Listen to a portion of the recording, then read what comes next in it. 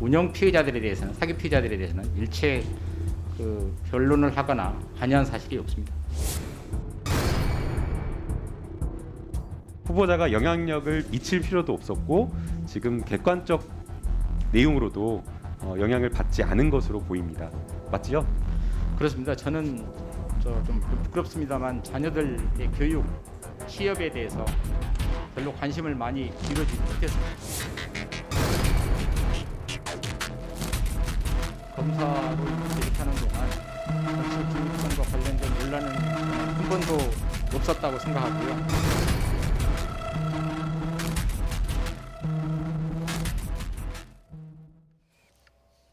네, 이렇게 오늘 오전에 시작된 김호수 총장 후보자, 검찰총장 후보자 인사청문회 이 시각까지 이어지고 있습니다. 후보자의 변호사 시절 라임과 또 옵티머스 사건 수임 의혹을 두고 여야 간에 거친 공방이 오가고 있는데 청문 보고서 채택까지 난항이 적지 않을 것 같습니다. 나이트 포커스 오늘은 박진영 건국대 초빙 교수, 또 장성철 공감과 논쟁 정책센터 소장 두 분과 함께하겠습니다. 안녕하십니까? 안녕하세요. 네, 뭐 두 분도 보셨겠지만 어떤 부분에선 적극적인 좀 해명을 하기도 하고 좀 말을 아낀 대목도 있었습니다. 하나씩 좀 쪼개서 발언 들어가면서 두 분의 해석을 한번 붙여서 듣도록 하겠습니다. 일단은 라임 옵티머스 사건 수임 의혹이 쟁점으로 또 떠올랐는데 이 내용 한번 주요 발언 듣고 오시죠. 변호사 시절에 라임 사건을 2건 그리고 옵티머스 사건 2건 수임하셨던데 이것 때문에 그러시는 거예요? 운영 피해자들에 대해서는 사기 피해자들에 대해서는 일체 변론을 하거나 관여한 사실이 없습니다. 이 선임계 제출하신 이후에 검찰청에 찾아가서 구두 변론한다거나 아니면 변호사법에 보면 비밀 유지 의무가 있습니다. 그래서 변론 활동이나 내용에 대해서는 당사 의뢰인들의 사생활과 명예가 있고요. 두려운 건 전혀 없습니다. 그러니까 마지막 대목은 이제 피의자를 변호하지 않았고 다른 사람들을 변호했다고 하니까 누구냐고 했고 변호사법 위반이다 이렇게 해명을 하는 대목까지 들어보셨습니다. 국회에 이제 수임 내역, 변호사 시절에 사건을 수임했던 내역이 제출이 됐는데 어떻습니까? 야당이 제기하고 있는 의혹이에요. 네. 그러니까 이 부분은요, 김호수 후보자가 좀 정확지 않은 얘기를 하는 것이 아니냐라고 좀 의심할 수밖에 없어요. 기본적으로 수임했다라는 난에는 옵티머스 사건과 관련해선 NH증권의 정영채 대표 배임 혐의에 대해서 수임을 했고, 그다음에 라임 사건과 관련해서는 우리은행 사기 사건 2건을 수임을 했단 말입니다. 그래서 변론을 했어요? 라고 물어봤더니 그거는 비밀 보호가 있어서 말씀을 못 드립니다 라고 얘기를 하거든요. 네. 아니 변론을 했냐 안 했느냐 그게 어떻게 의뢰인들의 사생활과 명예와 관련됩니까? 저 구두 변론 했습니다 라고 밝히면 되는 것이지 그걸 안 밝힌 것 자체가 어떠한 다른 행동을 하지 않았을까라는 합리적인 의심을 할 수밖에 없다라고 말씀드립니다. 글쎄요, 구두 변론은 남지 않는가요, 자료가? 제가 봤을 때는 구두 변론을 하더라도 아마 녹취라든가 자료가 남기 때문에 그걸 확인해 보면 될 거라는 생각이 드는데요. 네. 본인이 밝힌 것처럼 직접 수임하지 않았고, 그다음에 직접 변론하지 않았다. 이런 이야기를 했기 때문에 제가 봤을 때는 법적으로 큰 문제는 되지 않겠습니다만은 이건 역시 정관이라는 측면에서의 저는 오해 소지는 충분히 있다. 그렇게 생각이 되고요. 네. 저는 오히려 이거 보면서 야당 의원들이 좀 더 세게 안 몰아붙이는 게 있잖아요. 한편으로는 또 오히려 의아했어요. 네. 어떤 식으로 좀 더 강하게 그럼 질의했다고 해야 아니, 된다고 예를 보십니까? 들자면은 이 변호사 이 하는 과정에서 이 연관성이 있다라는 부분들과 더불어 가지고 한편으로 수임료 문제, 수임료가 한 달에 한 2천만 원 가까이씩 받은 걸로 네. 이렇게 알고 있는데 우리 일반 서민들이 보기에는 사실은 상당히 큰 금액이거든요. 그럼에도 불구하고 야당 의원들도 우리 법사위니까 대부분 이제 법 쪽에 인사들이 많아서 그런 모양인데 그 정도 수임료는 법 쪽에서는 참 흔히 큰 돈이 아닌 모양이에요. 우리 서민들이 느낀 거와는 다른데 네. 크게 좀 몰아붙이지 않는 점에서는 한편으로 좀 이게 여야의 문제를 떠나가지고 참 법쪽 애들이 누리는 부분이 많구나 싶어서 좀 씁쓸한 좀 그런 느낌도 저는 좀 받았습니다. 사실. 네, 지금 자문료 말씀하신 김에 그렇죠. 바로 여쭤보면은 본인은 본인 역시 이제 국민 눈높이에 맞지 않는 부분이 있다라는 어떤 해명을 했거든요. 법적으로는 문제가 없어요. 저렇게 가서 고문하고 자문하고 그래서 자문료 월급 받고 대략 2억 원 정도의 자문료 받은 거 법적으로 문제 없습니다. 네. 근데 저분 공직을 하겠다는 분이잖아요. 그리고 저분이 2019년도 11월 달에 법무부 차관으로 있으면서 정관예우를 없애라는 대통령의 지시에 따라서 정관예우를 없애는 TF를 만들었어요. 그래서 밑에 실무진들에게 어떻게 하면 정관예우를 없앨 수가 있느냐, 그런 안을 만들어라 라고 얘기했거든요. 네. 대통령께서도 지시하셨습니다. 정관예우 이거 없애야 된다. 그렇게 말씀하셨는데 본인은 법무부 차관을 그만두고 10개월 후에 전관예우를 받아서 월 수임료를 받았어요. 자문료 받았습니다. 믿을 수 있습니까? 말에 행동이 다르잖아요. 말과 행동이 다른 분이 어떻게 공직을 할 수가 있느냐. 이러한 공직자로서의 처신, 양심 이런 것들이 문제다. 그런데 저는 법적으로 문제 없습니다. 이렇게 얘기하면 솔직히 할 말이 없죠. 하지만 공직자는요, 약속을 지켜야 됩니다. 말과 행동이 다르면 안 된다. 그래서 저는 김호수 후보자는 공직자로서 자격이 없는 사람이다 라고 말씀드립니다. 네. 아마 그 정관예우라는 부분이 이 과도한 금액을 받는다라고 생각했을 때 이제 정관예우라고 우리가 이야기할 수 있는데요. 아마 법 쪽에서는 저 정도 금액이 정관예우다라고 생각을 안 하는 모양이에요. 제가 보기에는. 제가 뭐 좀 불편하실 수 있는데 옛날에 황교안 전 대표 그 변호사 시절에 받은 금액을 제가 한번 조사를 해봤어요. 네. 보니까 2011년 9월부터 2013년 법무부 장관으로 들어가기 전까지 1년 한 반 정도 근무하면서 16억을 받았어요. 사실 이 정도 받는 게 이제 정관예우다 이렇게 생각하다 보니까 이분도 여기에 대해서 뭐 크게 큰 이 죄의식이나 이런 것들은 못 가졌던 것 같은데 네. 뭐 어쨌든 일반 서민들이 보기에는 좀 불편합니다. 네. 네. 사실 그러니까 뭐 정관예우 문제가 고질적인 관행 아니겠습니까? 그러니까 네. 그거를 대통령께서 없애라고 당부를 했는데 그거를 TF팀을 통해서 제도화시켜 놓지도 않고 본인은 정관예우 혜택을 받은 거예요. 우리 박진영 교수님께서 금액의 문제가 정관예우의 문제다라고 말씀하셨는데 금액의 과다 문제는 정관예우라는 이러한 아주 좀 나쁜 네. 관례의 핵심적인 내용이 아니에요. 저분이 뭐 2,900만 원 못 받았겠습니까? 어디 가면 더 받았겠죠. 근데 하지만 본인이 공직을 하겠다는 분이 과거에 공직을 이용을 해서 대우를 받는다는 것 자체가 정관예우다. 그것은 문재인 정권에서 척결하겠다고 분명히 약속을 했거든요. 그 안을 만들었던 당사자가 그거를 근본적으로 어겼다? 이거는 정말 어떻게 해석해야 될지 모르겠어요. 네. 또 다음 쟁점으로 좀 넘어가 보죠. 그 다음에 이제 아들 취업 과정에서 불거진 이른바 아빠 찬스 의혹. 여기에 대해서는 강하게 부정을 했는데 이 발언도 한번 들어보도록 하겠습니다. 그 아들이 다니던 곳 그 양식에 응모 양식에 가족 사항이 있더라고요. 저도 봤습니다. 가족 사항에 하필이면 부모 그 직업을 적게 돼 있고 근무처가 적게 돼 있고 일을 적게 돼 있어요. 근데 당시 제가 서울 북부지검 검사장이었습니다. 아들이 그걸 또 고지고대로 대학교 4학년짜리니까요. 그걸 적은 것 같습니다. 아는 사람도 없고 전화한 적도 없고 부탁이나 청탁한 적이 없습니다.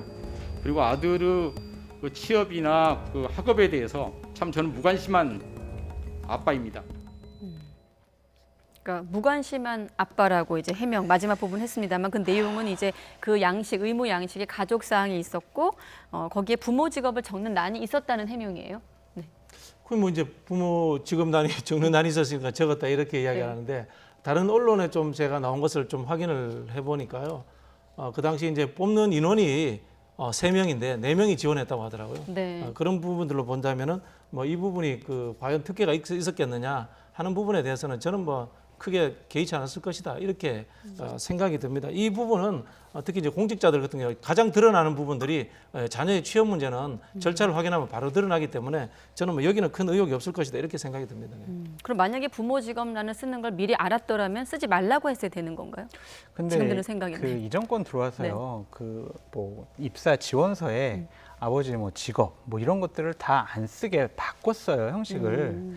그런데 이제 이 공공기관에 지원을 한 것인데 저희가 이제 언론 보도를 확인해 보니까 옛날 양식을 다운을 받아서 네. 그걸 썼다는 거죠. 그 새로운 양식에는 그 란이 없었는데 그러니까 이거 지원 자체가 잘못된 거 아니냐. 옛날 양식에다 왜 지원을 했느냐. 새로운 양식에다 써와라 라고 그 기관에서 얘기했어야 되는데 그러지 않은 것도 좀 문제이긴 합니다. 네. 하지만 이걸 가지고 우리가 더 이상 확인할 수는 없어요. 예를 들면 김호수 검사장이 전화해서 내 아들 좀 취직 좀 시켜주세요.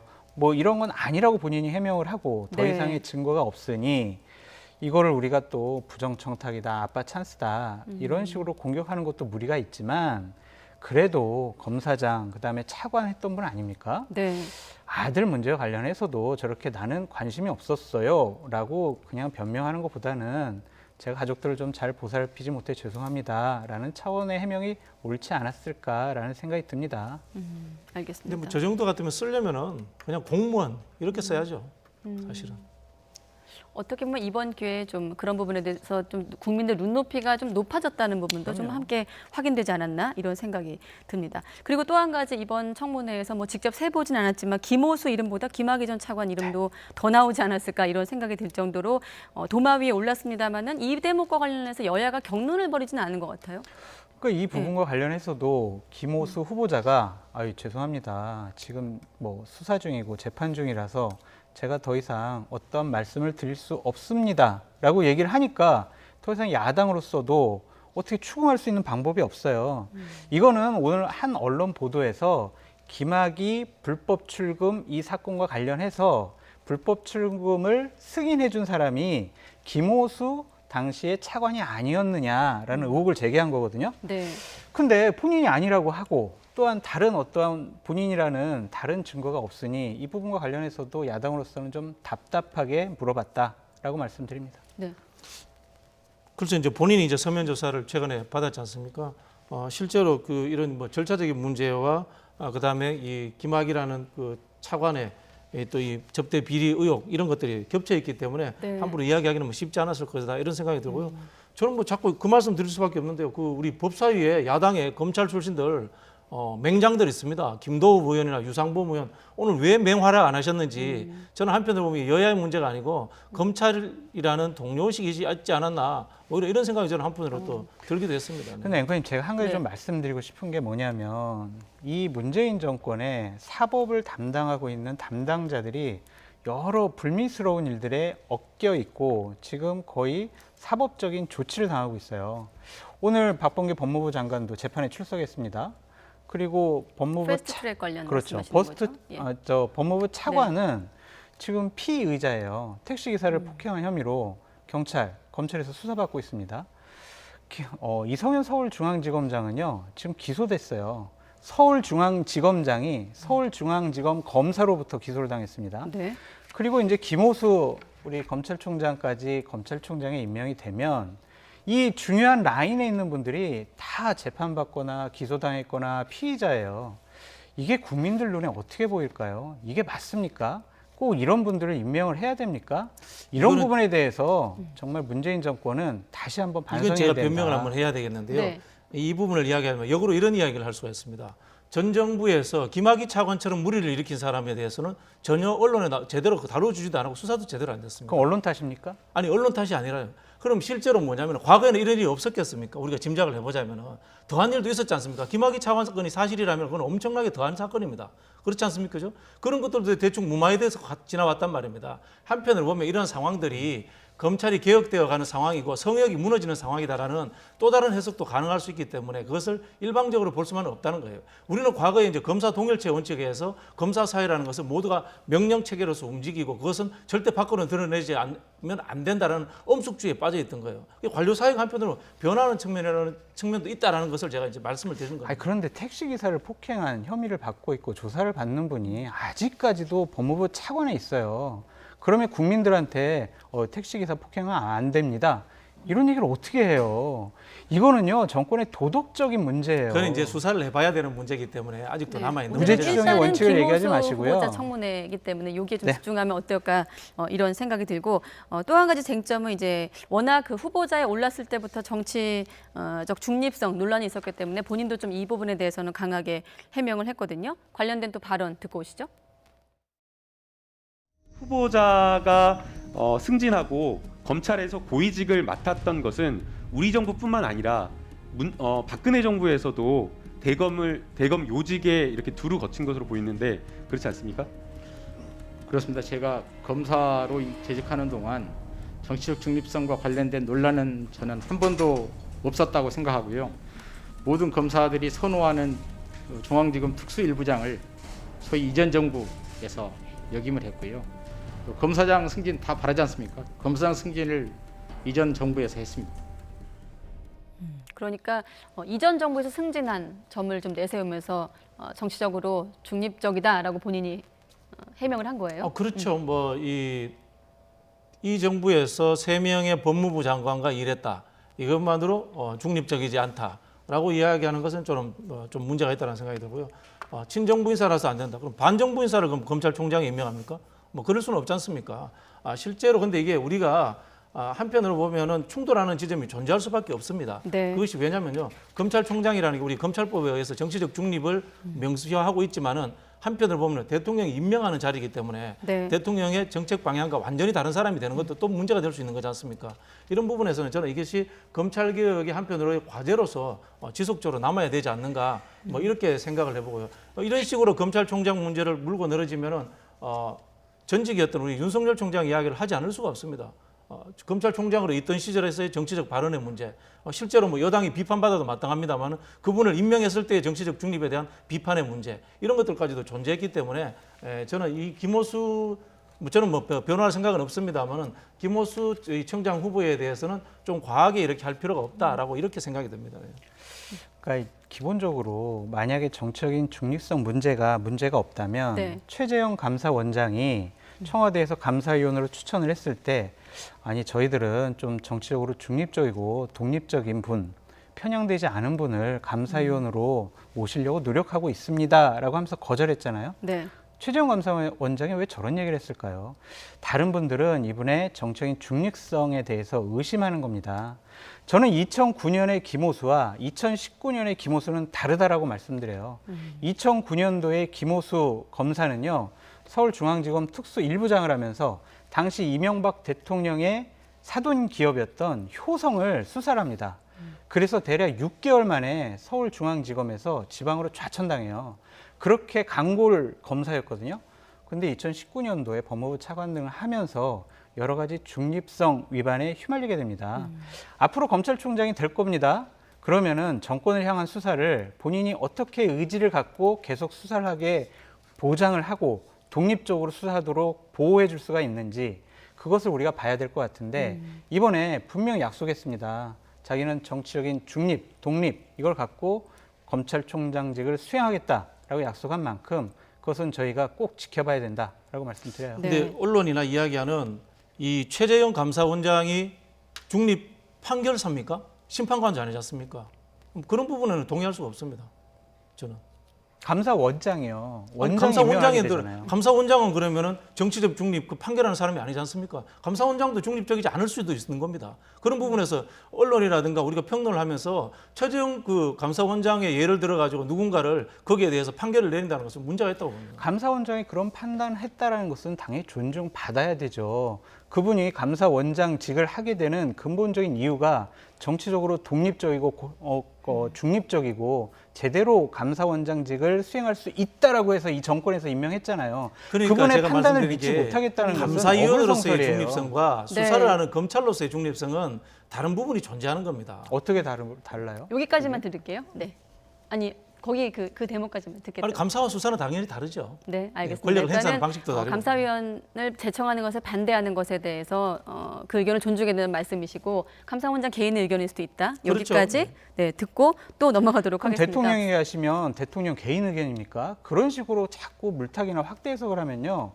어떤 특정한 기관의 장의 판단을 우리가 믿지를 못하는 거예요. 저는 감사원장이 중립적이라고 생각하지 않습니다. 네, 여기까지 듣고 앞서 법무부 차관 시절의 어떤 중립성 논란 말씀하셨는데 그 중에 하나가 윤석열 전 총장 얘기 또 조국 관련 특별수사팀 얘기 아니겠습니까? 오늘 뭐 여러 명이 소환됐어요. 오늘 청문회를 통해서 윤 전 총장도 소환되고 조국 전 장관도 소환됐는데 일단 첫 번째로 조국 특별수사팀 구성 을 제안했는데 이제 김호수 후보자 같은 경우는 배제하자고 한 것까지는 아니다라고 해명을 했죠. 네. 그러니까 본인은 사실이 아니다라고 해명을 한 거예요. 당시에 박상기 법무부 장관 이임식 날 강남일 대검 차장이 찾아와서 만났다. 네. 그래서 강 차장이 먼저 아니 이 수사 지휘 이거 좀 윤석열 총장 배제하는 팀을 만드는 게 어떻겠냐라고 강 차장이 얘기한 거지 자기가 얘기한 것이 아니기 때문에 이 부분은 나는 상당히 억울하다라고 오늘 해명을 했습니다. 네. 그거에 대한 또한 다른 증거가 없기 때문에 야당에서는 더 이상 추궁할 수가 없었습니다.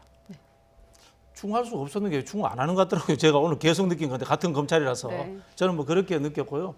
아니 뭐 배제할 수도 있는 거 아닙니까? 그 당시에 윤석열 총장이 본인이 총장 되는 것을 조국 민정수석이 끝까지 반대했다는 것을 알고 있는 상황에서 거기에 또 공정하지 않은 것들이 개입됐을 수 있다. 본인이 인간적 번뇌를 했다고 했지 않습니까? 검찰총장이 왜 인간적 번뇌를 합니까? 법률적 고민에 의해서 판단에 의해서 하면 되는 거지.